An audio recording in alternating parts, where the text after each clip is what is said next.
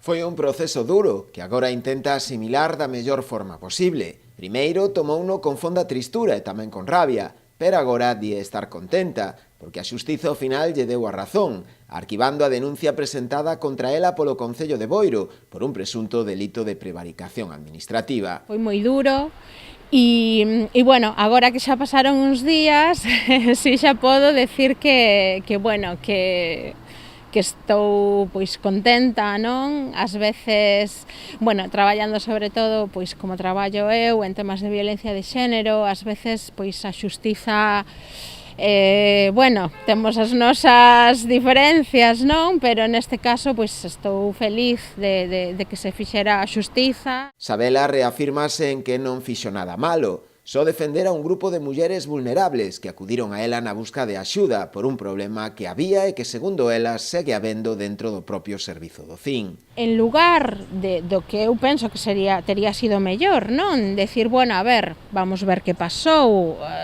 por que hai estas queixas, non? Contra a psicóloga, bueno, pois falar coa psicóloga, falar coas mulleres, non sei, propiciar un espazo, non?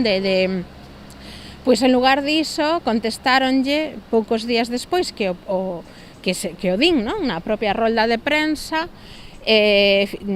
contestaron dicíndolle que lle retiraban os servizos do CIM, non? Di que o volvería a facer, non entendendo o trato discriminatorio dado polo Concello contra elas e tamén contra ela. Como é posible, non? Que se trate así a un grupo de mulleres, o sea, que teñen, porque eu as coñezo, non? E que teñen unhas situacións durísimas, unhas situacións vitais durísimas e que encima están recibindo ese maltrato por parte das institucións que deberían apoialas, non? Que teñen a obriga legal, ademais, de apoialas. Agora que o seu abogado estuda a posibilidade de emprender accións legais contra o Concello polos danos e prexuízos que todo o proceso desta denuncia, que considera sen sentido innecesaria, provocou nela. Claro, sí, un dano, quero dicir, un dano laboral, non? Un dano cara a miña imaxe como profesional, quero dicir, unha denuncia de prevaricación non é unha cousa